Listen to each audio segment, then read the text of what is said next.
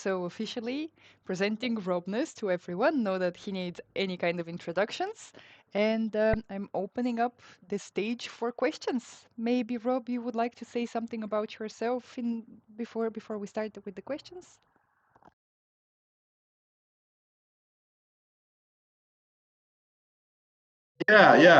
Yeah, sure. For anybody that doesn't know about me, yeah, I've been in the crypto space, the crypto art space since 2016 was when I was more so active in like tokenization and putting images to the token and stuff like that. 2014 was when I got into crypto. But yeah, I mean, from that point on, I was involved in the Rare Pepe, group and was kind of the first experiments in crypto art.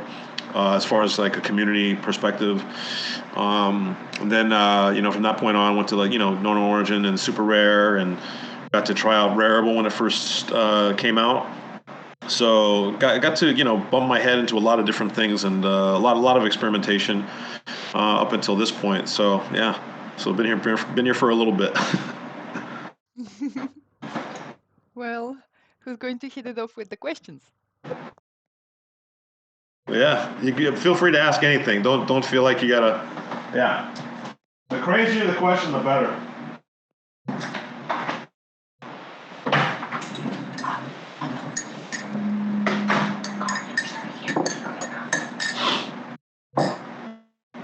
Let me see here. Well, I think we've got Oh, something. we have someone writing.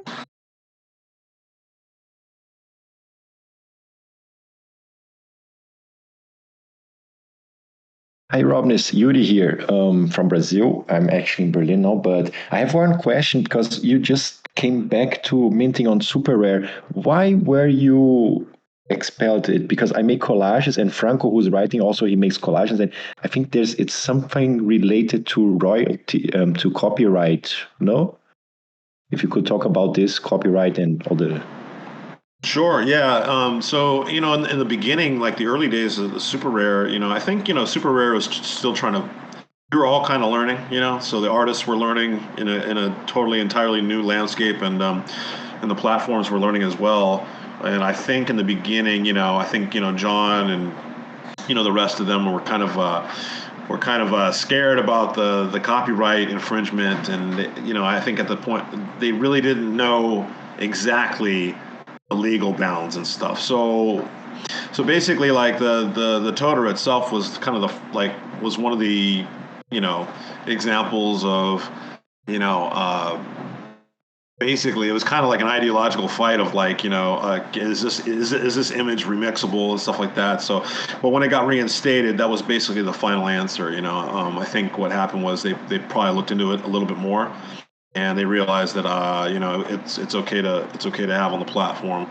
But yeah, like the beginning, I don't think a lot of people were really like, well, they didn't know too well about the copyright law and what's happened before, in the art world and so forth. So yeah, for like 2 years, after it was removed, for 2 years, it was kind of like an online Twitter debate about what's up with this trash can, and after the trash art stuff happened, and more artists got behind it and was supporting it and making remixes of it, it kind of got to a fever pitch, and then I think it was like Vincent Van Dough did like a tweet on ArtNet, and they asked him to like if he wanted to like take over their account and post his favorite pieces, and then he posted the 64-gallon toter, and I think that was the final straw. I think they were just like, okay, you know what, we might have to put this back on or something, you know.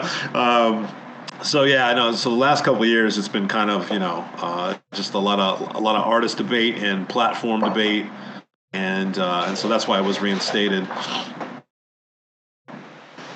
Amazing, thanks. Yeah.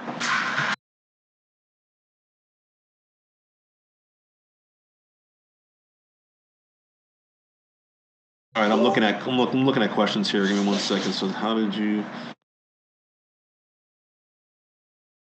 Oh, okay. So how did I start my journey into crypto art? Actually, it was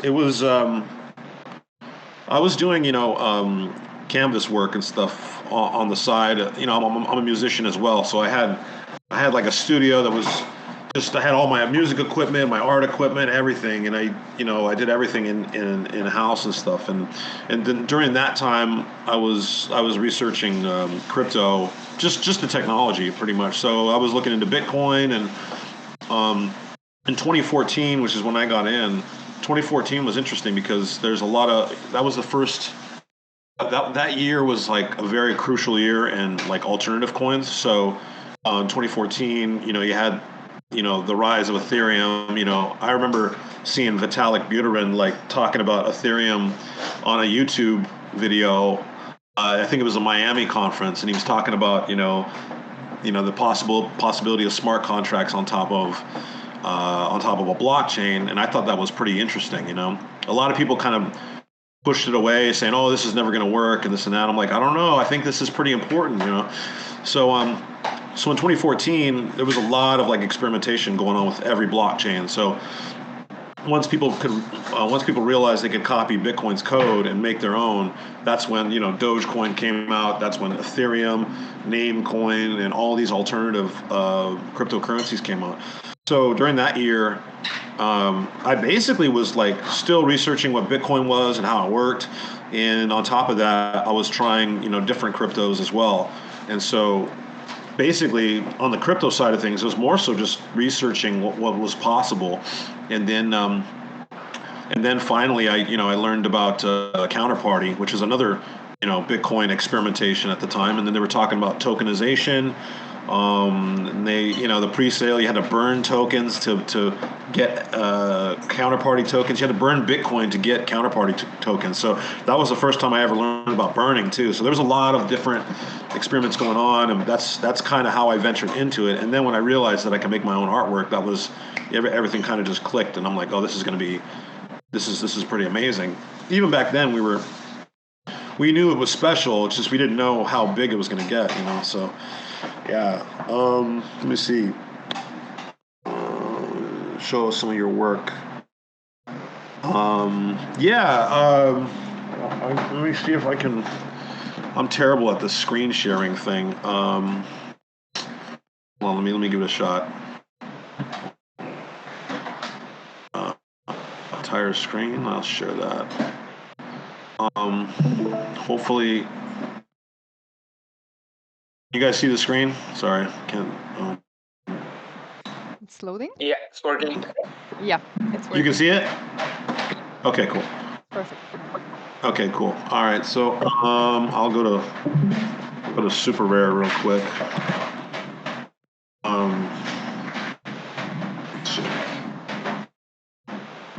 Sorry, for some reason my internet's like super slow. I don't know why, but. So, yeah, this is my Super Rare like version 1 account. I just since I got reinstated, I basically got a new account. But this is my old work. Like over here, that's the very last piece right there. That's the 64-gallon toter that got me removed.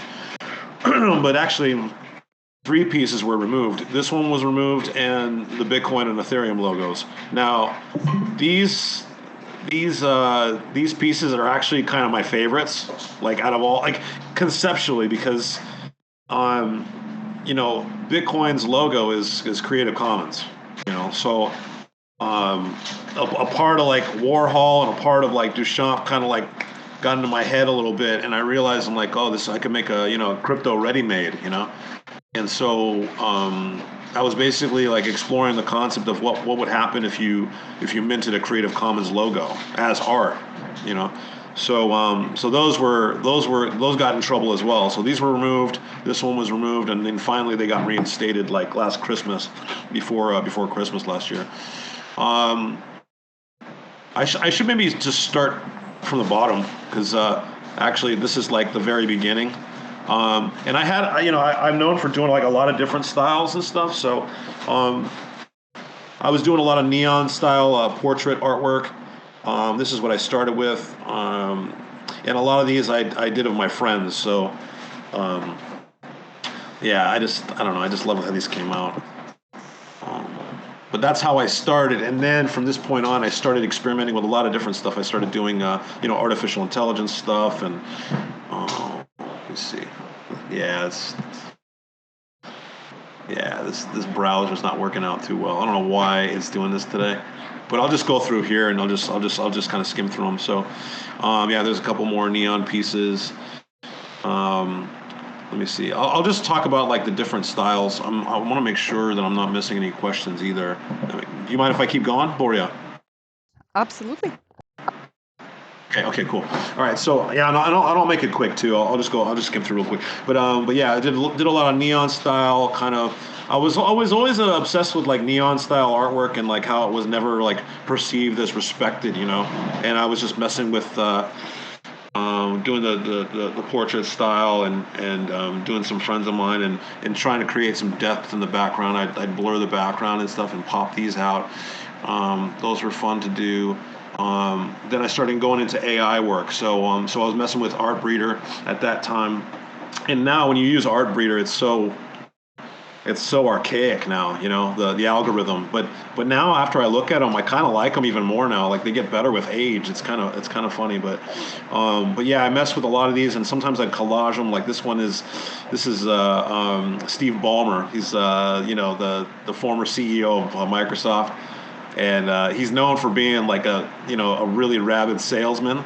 So I took him and I put him in front of this weird like alien environment, and then like there's a computer there and it's got like some alien advertisement. I use another like AI rendition to put it in there, but basically it's just making a joke like, how am I going to sell this thing, and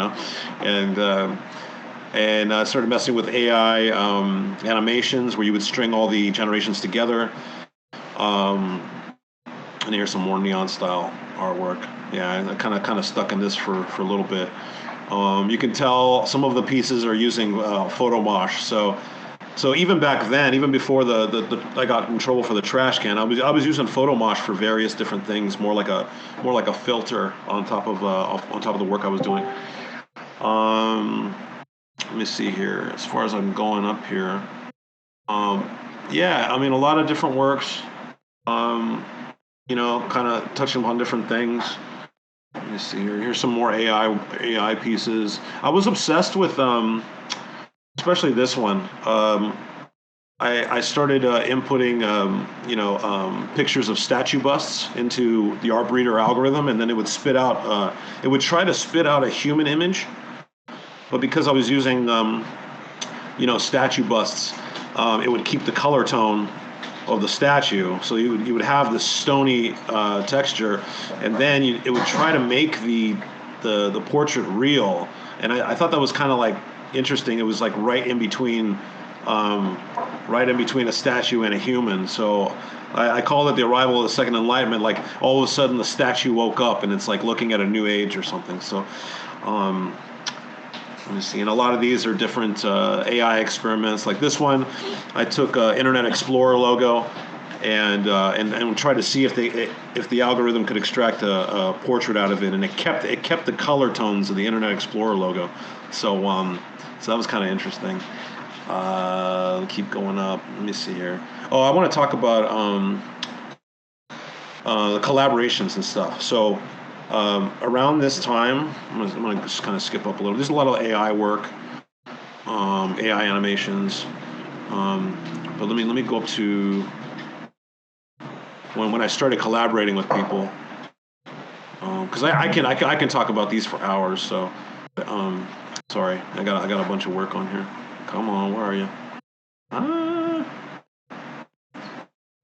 And it's kind of up here. Okay, so here is these pieces are a collaboration series I did with artist Norman Harmon, and it was kind of funny. He hit me up on Twitter DM, and he saw one of my pieces I did on Maker's Place, and it was just a landscape rendition using artificial intelligence, and he really liked it. He's like, do you want to work together? And I looked at his work, and I'm like, oh, let's go. This is gonna be a lot of fun. And so we basically combined forces, and we started making these like really like kind of futurist glitch landscapes, and so the way we worked was I would generate a landscape. I'd probably use mostly Artbreeder at the time, and I try to find something that would usually I try to set up the landscape where it's kind of like alien at the same time, not too natural looking, but I mean, some of these look like, desert landscapes and stuff, but I try to find like landscapes that really like were kind of interesting to work with. And then so after that, I would send it to him, and then he would add more collage on top, and then he'd send it back to me, and then I'd remix it even further. And so you get like pieces like this. And I would name all of them too, because I would use like my like previous knowledge of like Bitcoin history. So for example, this one, I called it like mining rig decommission blues, which is basically like looking into the future and seeing what would happen to all the mining rigs that would be like decommissioned. So going way far out where we wouldn't even need to mine Bitcoin anymore. And so there's little images of like mining rigs in there, kind of scattered and stuff. So some of these are kind of like hyper futurist. Like this one is the same name as the series, but this one is kind of a rendition of what the future would look like after the very last confirmation of the Bitcoin block, the very last Bitcoin block. And so I would mess around with a lot of different like just perceptions of maybe like Bitcoin world in the future and stuff. And then I would make fun of like various like, or I wouldn't make fun of, but I would comment. I'd make commentary on various things like trustless gamblers. This is more of like a commentary on during the hype phase of the crypto art space, like everybody is just buying random things and trying to flip it, and it's just chaotic, and so we kind of wanted to create kind of like a chaotic scene here. Almost looks like you're in the outskirts of Vegas or something. So but yeah, like that was fun. Maybe I should hold off for a second and take some more questions, huh? Let me see here. Let's see. Yeah, the ban in China piece. Okay, so yeah, the ban in China piece. I made a. It was weird. I was gonna start to make a quick collection of that. I wanted to do about 100 of them, and then basically a lot of the series that I was doing, I was like, sorry, my dog's barking. My bad. Sorry about that. Yeah, she's a big one. Hold on, give me 1 second. All right, so yeah, so the ban in China piece, that was like one of a series of things, and a lot of them were discontinued because I got booted from Super Rare, and yeah, and so that piece, what that's about is it was made during the Hong Kong democracy protests. So yeah, doggo. And a lot of us during that time were making pieces kind of in reflection of that. So it was more of like a piece, kind of jabbing at China for a little bit for the for all the suppression they were doing during the protests. So I made that logo as more of like a banner. So at the time we were doing a lot of like crypto voxels, metaverse plots and stuff. And so I just say, hey, if you want to do a metaverse protest, you can put these on the side of your buildings and stuff. And it says banned in China, So, but yeah, during that time, a lot of us were making work reflective of that. And that's just one of those pieces. So I think I made about maybe 6 or 7 of them or something like that. Some of them are on Super Rare, and then some of them I think are on Known Origin. And then I minted one of them as just a straight PNG sticker. So like I think Colborn bought that one, but yeah, that's what's going on with that piece. Let me see here. Is that anything to do? Yeah. Yeah. It's basically those pieces reflect all the restrictions that China was imposing on its people and stuff.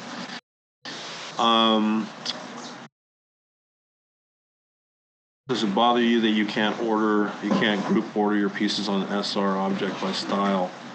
Yeah, it's hard to categorize, isn't it? I mean, yeah, I think maybe Super Rare in the future will probably get to like really like researching their entire collection, really kind of divvying pieces into different areas and stuff. So yeah, there's a lot of work to be done with that for sure. Oh yeah, yeah. As far as performance art, Reverse Butcher, yeah. So it's interesting with performance art because like the tokenizing aspect. It's whatever you put on top is an abstract. So you can put a JPEG, you can put a GIF, you can put an MP4. And so forth. But I started really kind of like being entertained by the idea of what else you could you put on it. Could you actually could you mint a public performance of some sort? And considering the fact that a lot of us were on Twitter, um, and with the onset of like anonymous personalities showing up, I really thought it was interesting because um, there was a lot of anonymous personalities coming in and really was it was kind of like a double-edged sword, kind of bad and kind of good. Good in the fact that you can protect your identity, but bad in the fact that a lot of people were saying the most outlandish things. So that was the double-edged sword about that. But I was really intrigued by that because it's kind of the first time ever where an anonymous personality on Twitter had a lot to say, and it was primarily because I think it was financial. I mean, you can prove your identity by your wallet. You can prove your identity by how long you've spent in the space. So, for example, like 6529, nobody knows what he looks like, but you can trust his existence in the space because of how long he's financially transacted in it. You can't trust his personality, but you can trust that he's been in here for a while. So all those things I kind of was interested by. So for like 1 week I just turned into like a crypto punk, and like it was like a female crypto punk, and I was kind of musing on another personality at the time, and it was more of like a comedy thing, and I did it for about a week, and basically, I was just making commentary on some of the outlandish personalities we have now, and so I did that, and then I took the CryptoPunk picture and I just minted it as like an event. I was like, how do I even mint this week long like event of some sort? And so I was like, if I just mint the profile picture, at least people will remember like what happened with that image. And so people still like to this day even mention like the character I was playing from time to time. But yeah, like that's one instance of like public performance like in the metaverse, so to speak, right? And also burning a CryptoPunk, I'm known for that. And that came about. It was during during the trash art, like when a lot of artists were making trash art pieces in protest to like my piece getting removed on Super Rare. It was about a year later, after everything happened, and I was like, let's do like a year anniversary of this thing. So for one day I'm like, okay, this is going to be trash day. And I was like, everybody share your trash artwork and this and that, and I put it on a big post. And then a part of me was like, well, I need to celebrate somehow with everybody with this, and I was trying to figure what I could do, and I already burned a Bored Ape and a Me Bit, and those were just like I had obvious reasons as to why I did that, and I said, you know what? I mean, I got to do a trifecta, so let me just burn this CryptoPunk, and I mean, I filmed it, so I figure to add some drama to it, I'll film it, and kind of the funny thing about it was I had to do it in one take. Because once you confirm it, it's not going to come back to you. So I had to make sure I filmed it correctly before I did it. But yeah, I mean, I didn't know what the response was going to be, but even to this day, people keep talking about it. So let me see here. Running a punk, does that reflect your feelings around PFPs? Yeah. Everybody always reminds me of the KLF. Yeah, that it's funny. I didn't know about the KLF thing until somebody told me about after I did it, and I was like, oh, that's cool, because I actually like the band KLF. I just didn't know that they did that. And so let's see here. Yeah. I mean, I never really explained as to why I did it. I thought it'd be interesting if I just let the crypto art scene and the NFT scene kind of all agree as to why I burned the punk, but I definitely like have opinions about the entire PFP scene, and I mean, like my personal opinion on it right now. I mean, if you look at it, I'm going into like some Twitter spaces. Even like last night, they were talking about how, PFPs are not what they used to be. I wish it was back, during the hype phase, and it was kind of funny because it's only been a year. I'm like, hey, like they sounded like it was 10 years ago, but it's only been a year, and so I thought that was kind of funny, but it just goes to show you that a lot of people are they're kind of gambling, buying these things. They're just like they're looking for the next come up, and they talk about like community, and they're like, oh, the community's, we got to make sure the community's strong. I'm like, I don't think you're really telling the truth. I think you really just want to buy a PFP and flip it and then say goodbye. You know what I mean? So all those things I kind of observe, and and half the time I'm usually observing what's going on Twitter, or or what artworks are getting made, or where the energy is moving. So yeah.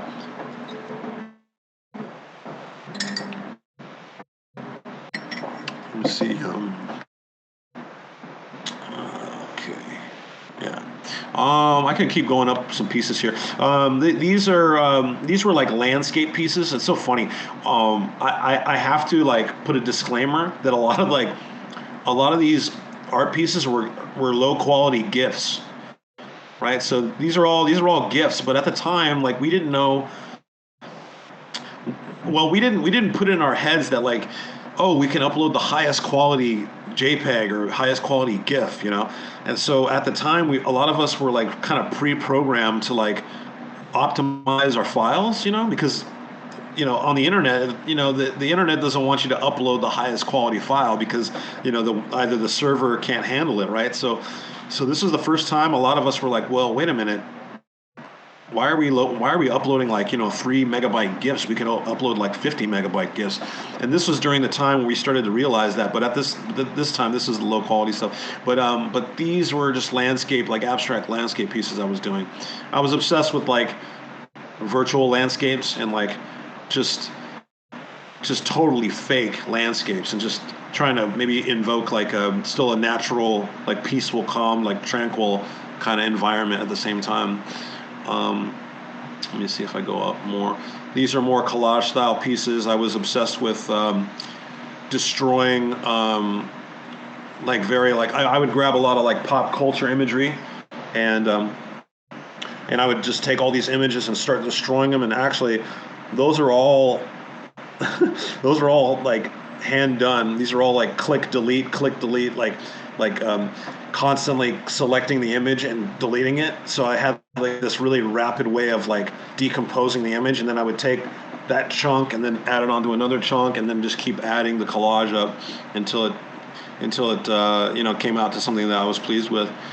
So there's a lot of instances there. I was doing a lot of these, like, it reminded me of like microchips, or like just really something that's just like, I don't even know how to describe it, but it just felt like I was putting chips together or something like that. But I was using, photographic images as like the base source for the colors too. So for example, like some of these would be yellow, some of them would be blue. Like I would change the hue of them, and then I would use that as a color sequence to like put it on top and just make sure that they fit the way I saw fit.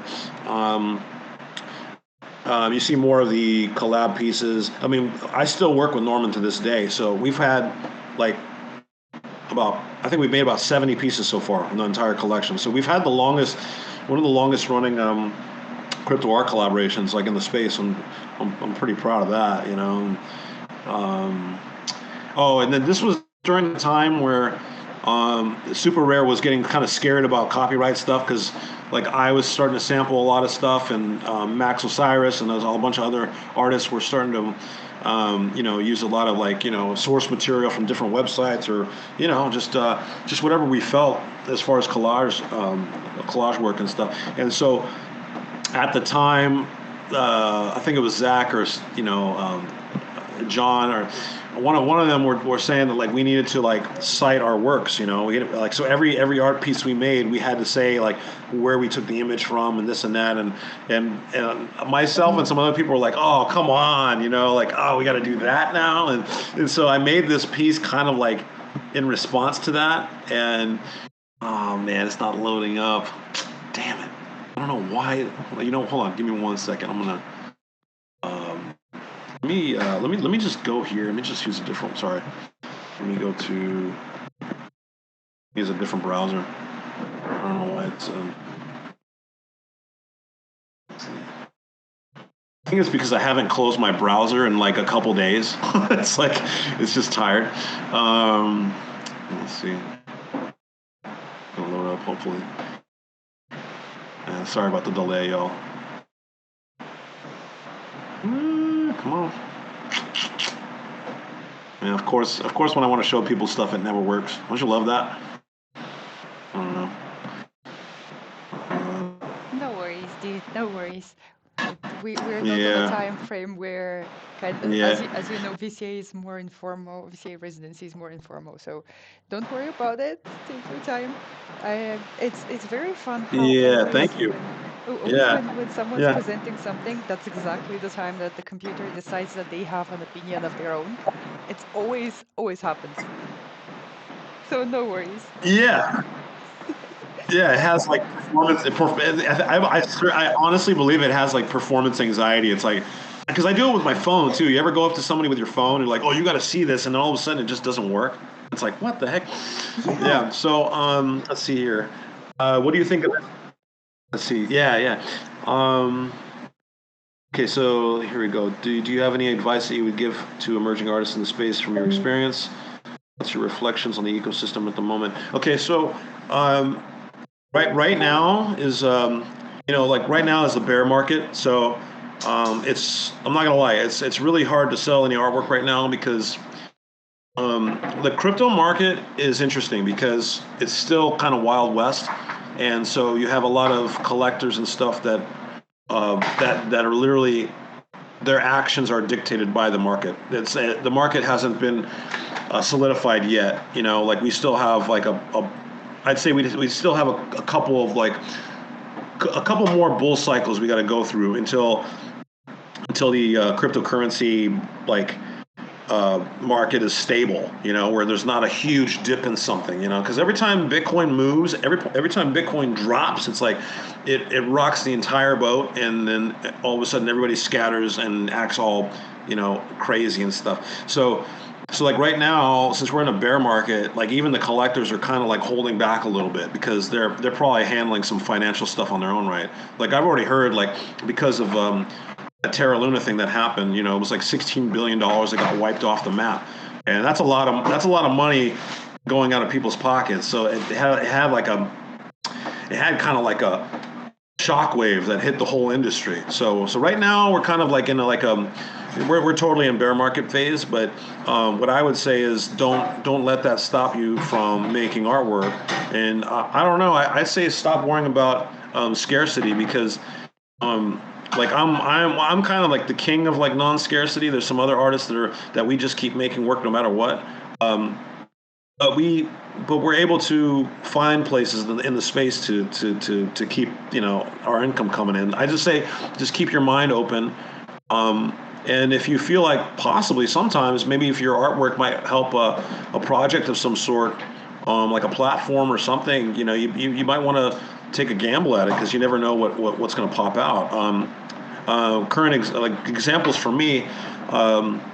Like when I was kicked out of Super Rare, there wasn't that many options. I mean, I still could release on known origin, um, but even then I was like, I kind of wanted to find something different, and Rarible at the time was just starting, so Rarible was DMing a lot of people, a lot of artists, asking to see if they could mint on their platform, and at the time we were kind of like, we don't. I'm not sure if we want to mint on there. A lot of people thought Rarible was cheap at the time, and it was like not a good place to mint. But truth be told, Rarible had a good run for I'd say early 2020 to late 2021. They really started making nice headway. But here's the thing. What I wanted to get at was the experimentation of like being like keeping your mind open to releasing artwork in different formats, right? So when we were on there, we were selling pieces, and it was hard to get collectors to jump from super rare to rareable, because all the collectors were like, I only collect on super rare. I don't want to go anywhere else. I'm afraid to invest in any other NFTs that are beyond here. And so the challenge was to get collectors over to Rarible to buy from there. So myself, Max, and a whole bunch of other people, and actually a lot of my friends now, I met through Rarible because they couldn't get on Super Rare nor Origin at the time. But we were minting a bunch of work there. But we finally were able to get some collectors to jump over. Like we got Colborn from Museum of Crypto Art over. We got Moderats over. We got a whole bunch of people over, and they all of a sudden they realized that like that we'll follow the artist. We don't have to follow the platform, you know. So that was pretty big, and pretty proud of that. Like when we were able to get the collectors over, we were like high fiving each other. We're like, yes, we finally did it, you know. They're not so afraid to buy somewhere else. So when that stuff was going on, like um, basically at that point in time now we were selling a bunch of pieces on there, but I think the watershed moment, honestly, and a lot of people don't talk about this anymore, but I think it's very important that Rarible was one of the first token airdrops ever in the NFT space. So um, so you know, I was selling quite a bit of work there, and to be honest, like I was like number one on the leaderboard, and sometimes I'd switch with Max, and then Pac showed up, and you know, X Copy showed up for a little bit, but after the token drop happened, when they dropped the Rari token, you know, I got a considerable chunk of that, and so did Max, and so did some other artists, and that was, you know, when that happened, a lot of people in the crypto space, they didn't know what that the crypto art space, they didn't know what that was at the time. They didn't know what a token airdrop was. They didn't know how much it was worth, but I knew because I've been in the crypto space for, you know, since 2014. Like I know what an airdrop is, you know, and I know if it's a crypto token, it might have some value to it, and so so basically, what I'm saying is, I took a gamble. I minted on a platform that was trying to make a name for themselves, and I got rewarded for it, basically. You know, in a different way. You know, I wasn't. You know, I made more money doing getting the token airdrop than I did actually selling the art pieces in the whole span of time there. And it's not all about the money. But what I'm saying is is keeping your mind open as to how you release work in the space, because right now you're kind of seeing some platforms kind of like going to the wayside. Some of them might be starting out, and I don't see the NFT space going anywhere. So I see plenty of more platforms maybe coming to fruition in the future. Many more, I'd say, like record label style art groups, you know, that might emerge, you know. So you never know. You might become part of like a smaller group of people that like form your own like community, aka like art label. And then, you know, it's almost like a indie music label in a sense. You know, you have a lot of people, a lot of like-minded people. You form your own thing. You make your own website with a, you know, wallet connect, and there you go. You know, you got your own community slash platform. And possibly maybe a place to mint for your own community as well. So I think a lot of these like experimentations are still, you know, we're still the ground floor, you know. So I know that was a long answer, but I'd say that I just wanted to elucidate the fact of like you know, just minting on a platform isn't everything, you know. Like minting, you know, it's like, how do you mint? You know, like where are you going to mint? Like what's more adventurous with your mint, I guess. You know, so let me see. Sorry, there's a lot of questions. Oh, what do you think of institutions like? So I'll be quicker with the questions too. What do you think of institutions like Sotheby's, Christie's? Okay, so here's the thing. Like I recently just had a piece sold on Sotheby's, you know, which is awesome. I'm like, it's a total honor, but my real thoughts on it, um, I just Christie's and Sotheby's, and I don't know. I think there's a huge disconnect, like with the community and that, and I think crypto art, NFTs, and all that. I think the platforms that are currently serving us now, like Super Rare, you know, even Foundation and all the other ones like Known Origin stuff. Even Known Origin, even though Known Origin got sold to eBay, but still, there's like there's better platforms that cater to this, I think. And I think the only thing that Christie's is really riding on is the fact that they sold the Beeple piece for 69 million. Like that's their like how they're posturing themselves in the space. But in reality, I just don't think I don't think they have the lingo. I don't know. It's like one of those things. It's just there's a big cultural disconnect. Um, and truth be told, I mean they're just auction houses. You know, their whole main of business is to make money and to sell things. You know, like I think the whole cloud of like them like being part of art history is kind of weird because like the only thing they're an auction house. They need to sell stuff. They want to make a profit off of what they sell. So so if there's a platform that can do it better than them in the future, and I think it's a crypto art platform, obviously, then I think that's where it's headed. So I'm more on the side of like platforms like Super Rare and many more in the future that will actually know the lingo of the crypto art space and be actually a part of the actual community itself. So it just seems like Christie's and Sotheby's are on the outside. How has your music background affected the way you make visual art? Immensely. So my musical background, I've been in music for a long time. I'm a guitar player, but I also do a little bit of audio engineering, and I can play bass and just different instruments and stuff. And but a lot of that is just my life. I just spent a lot of time listening to different types of music, and along with that comes along with different types of styles of artwork and stuff like that. And I think my appreciation for pretty much every single style of music has like.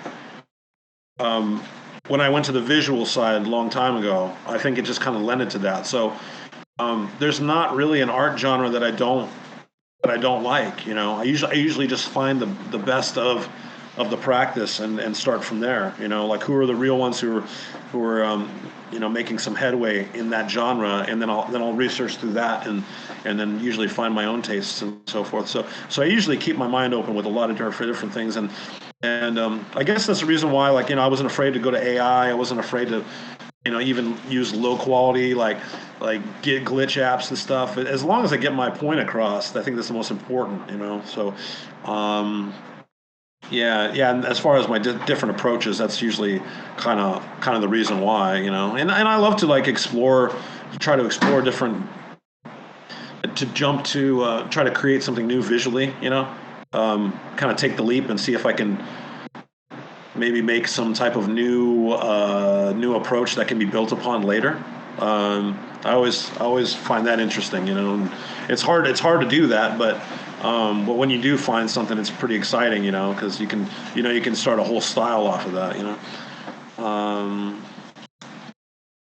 Do you think regulation of the crypto markets will help stabilize it in the long run? I think it'll complicate it a lot more. But I mean, definitely regulation is going to happen. It's just interesting with crypto though, because they're making some weird restrictions. Like for example, the whole tornado cash thing that's going on. They're trying to like go after people that are releasing open source code on GitHub, and trying to stop open source. That's just like insane to me. It's like all of a sudden there's going to have to be a law about freedom of code. Like free speech but with code. So those are interesting developments. But I think especially in the U.S., I think if they keep the regulation a little bit more open and not so restrictive, I think it'll be good. Let's see. Yeah.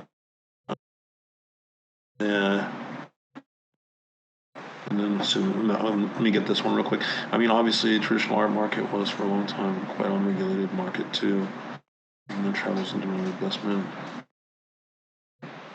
rather than the craft of it. Yeah. Yeah.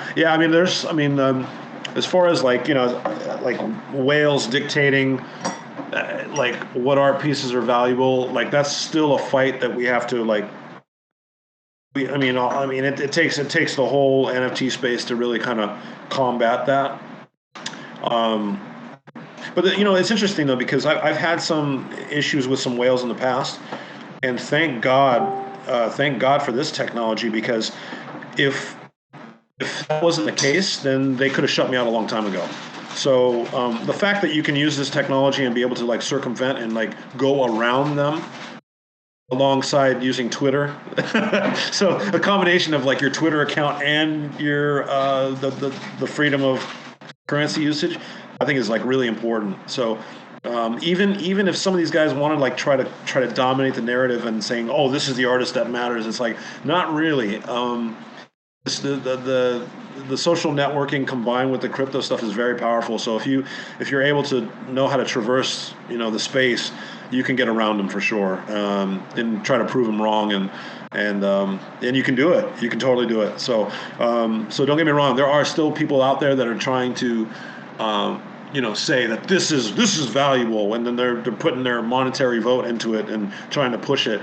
But even that sometimes falls flat because I've seen some people try to prop up artists, and sometimes the space can feel that it's fake.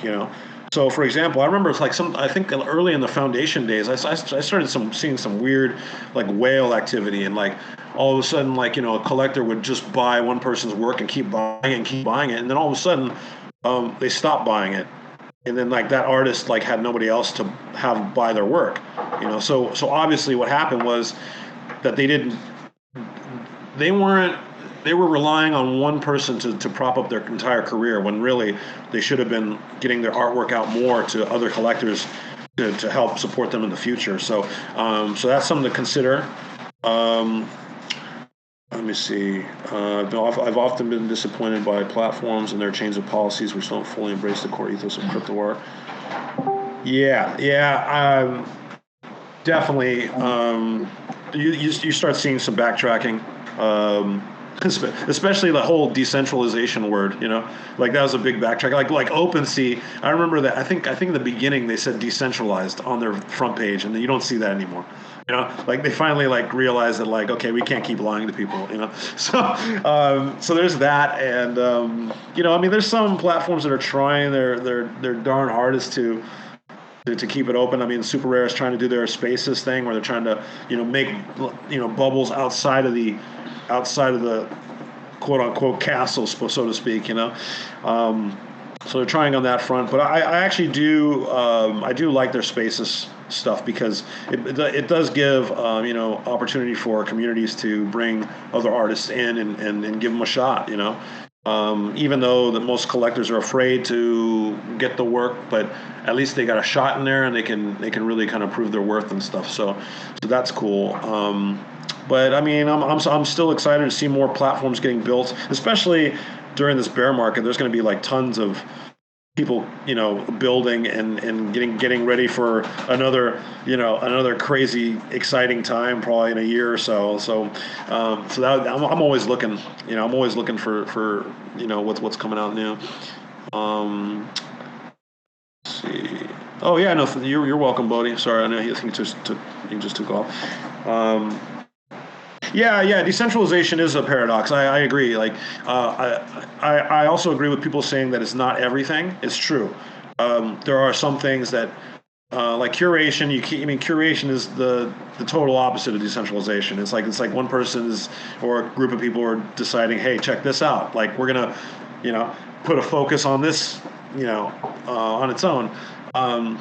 But I think like decentralization for money is very important because the banks were the ones that were really like calling the shots and everything and really starting to control things, and you needed something to really kind of like pull the you know pull the rug under them, so to speak, and like just kind of level the playing field. So but decentralization is just the freedom to move, just the freedom to move if you need to, and I'm just happy that this space is still, heading to that ethos. When I saw the Creative Commons thing and the CC0 thing kind of take flight, I was like, oh, that's cool, because I wasn't quite sure if people were really gonna vibe with that. But I think the more people realize like how Bitcoin works and the very beginnings of it and how actually how it started and all the work that it took to get where it is now, I think a lot of people might be more receptive to Creative Commons, and how much that just sharing ideas is very important to growing an ecosystem. So let me see. Particularly new platforms. Let me see. Well, I mean, uh, there are a couple of Japanese NFT platforms that have been coming out, which is cool because I'm actually interested in seeing like what other like parts of the globe are releasing NFT platforms or crypto art platforms, um, and that's cool. That's good to see. Um, but I mean, honestly, Nicole's gonna laugh, but I mean, the last most exciting one was the Hickett Nunkin object, and the funny thing about that one was, I think who was it? Who's Mario Klingman was. I remember, hearing Mario Klingman online, or just reading some of his tweets back in the day, and like he was on Hick and Nunk before a lot of people, and I got to give him credit because he caught me when I was sleeping. I should have been in there from day one, and it took me a while. I got kind of lazy, so even for me, sometimes I'm like, oh, another platform. Oh, I don't know if I should go check it out. But really, it pays. It pays to just go and investigate. Who knows? You might actually like it and might stay there for a couple of months or maybe a year and develop a whole new community out of that. So, yeah, I mean, the last era, the Hick and Nunk object era, that was huge. It brought a lot of the old crypto spirit back. And obviously now the community is ridiculously huge. And yeah, I just love being a part of it. So, um, for an emerging crypto artist, how do you find your audience that connects with your work? Um, well, it's funny. I actually observing the um, photography community on Twitter with NFTs was interesting because they were struggling to find a voice. And truth be told, I didn't know if photography was going to take off or not. And that's one of my wrong predictions. I didn't think photography was going to fit in the crypto art world that well. Just the aesthetic of it, I thought there was going to be have like maybe a new style of photography was going to have to come out that maybe lended more to the aesthetic of crypto. But they made a name for themselves. There's a lot of artists, the photographers now that are doing very well. But what I did notice is like a combined frustration on Twitter about it. Honestly, I think it was like a combination of spaces and finding other photographers that were like, um, basically just if you were a photographer and finding other photographers and starting up spaces and discussing this stuff, and through that you kind of create this like little tornado. And then there's collectors that are kind of like swimming around, and through that vortex you kind of bring them in, and then they kind of see, and you give them time to kind of think about, is this, maybe I should pick up some photography, and then it started happening. I remember on Foundation there was a lot of photographers selling really well, and so I just say if you have some type of scene of some sort, don't be afraid to get everybody together and to talk about this stuff, So, um, and I know, running Twitter Spaces and stuff is kind of hard, like some people don't want to talk and stuff, but getting your people together is important for sure. Or even just like hashtagging each other, like stuff like that, like maybe making a photography day or something like that, or something, just to get everybody corralled together. Let me see. Okay, yeah, and I'll actually, like, for as an example, um, if you don't want to do spaces, um, there was an event called like Tez Trash, and I wasn't even really a part of this as far as starting it, but like, there's a couple artists, Empress Trash, Max Capacity, Professor, a bunch of people, and they're all people who've made trash art, and they're like family to me, but I think it was like, if it was on a Twitter Spaces or something, but someone said, "Oh, let's have a Tez Trash Day," and we hashtag Tez Trash, and like honestly, they took over Twitter. Like I participated. I made a bunch of trash artwork, and I minted a bunch of pieces with like large edition counts, and everybody hashtag that certain hashtag, and it was a combined effort, and we managed to get it trending on Twitter. That was like really crazy. I couldn't believe it. And it's a thing now. So I'm not sure the next time we're going to do it, but It was fun as hell. Everybody got together, contributed their work, and so it's something to think about. Definitely worked as far as getting the word out. So um, let's see here. Links between photography and AI or generative art I find really compelling as an appreciator. But I've been excited to see some very clever people. Yeah. It's interesting to watch different styles kind of converge. Uh, Yeah, I mean, for me, the AI stuff. I mean, I made a couple of collections. Like one of them was like a PFP collection, um, and it was kind of generative, but it was kind of human. I didn't want it to be totally machine like, so I curated all the images one by one. I wanted to make sure that every image had some type of human connection. So there's like a lot of different ways that people are approaching AI, perceiving it, kind of intaking it. And I'm not afraid of it. I always just consider it another tool. It can do fantastic things, but even if you use AI long enough, you'll see limitations. You'll feel it. Like that's how I am. Like usually I can almost feel the algorithm working, and then you realize that this algorithm has a certain style or flavor to it, and then you start kind of playing to the flavor itself. That's where the kind of the collaboration kind of comes into play, at least for me. I remember I was using DALL-E, and I wasn't really, I don't know, DALL-E didn't really do anything for me. It didn't feel, I just didn't, it was, a lot of people like that algorithm, and I messed with it for a little bit, and I kind of didn't like it. I think it was pretty good for photorealistic stuff, but everything else, as far as making really weird abstract imagery, didn't really tend to my taste that well. So I use Midjourney a lot, and I'm still open to check out some new stuff. But yeah, let me see. But yeah, as far as everybody like mishmashing them together too, I mean that's pretty cool as well. I always love seeing different styles clash. So. But yeah, I think. Let's see, I think those are all the questions so far. And what's up, Nicole? Good to see you. Good morning. Yeah.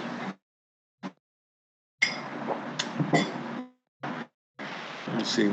Yeah. Any more questions? Feel free to It's shoot. possible she might not be able to speak right now because she's in Berlin for the In Touch exhibitions. If you've noticed that. Uh, So it's very possible that it's loud or something where she is. And I'm very excited about this event, by the way. And Robness, just so you know, we're right at the hour. So that matches the questions perfectly, it seems. Anybody else have any last questions? yeah. Feel free to shoot one more if you want. I got some time for sure. Thank you.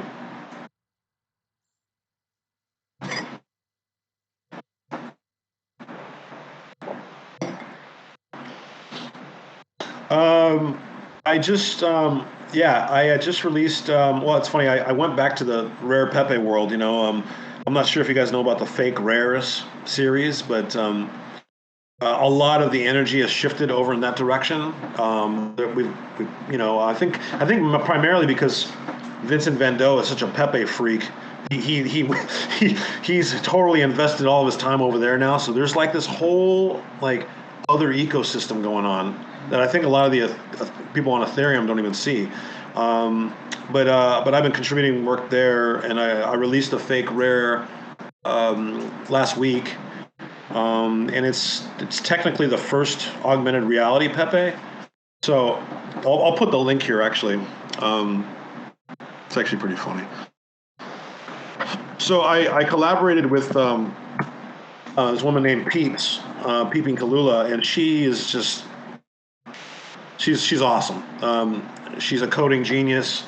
She does like 3D modeling work and stuff, and we've collaborated together before, but this time around we wanted to experiment with using AR or augmented reality on a Bitcoin asset. So we got together and we came up with this like cute like Japanese style like character, and we wanted to like kind of reinvent the Pepe the Frog character design. So we were batting ideas back and forth, and here I'll post a link real quick.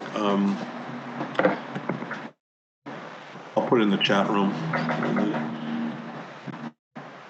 So if you use your phone and click on that asset, it'll have an AR button on the upper right of the art piece. So basically what we did is we inputted the code onto the asset description, and through that link, the code is there, and it enacts the code. And basically, yeah, you can beam that character into into your living room if you're in there right now with your phone or whatever.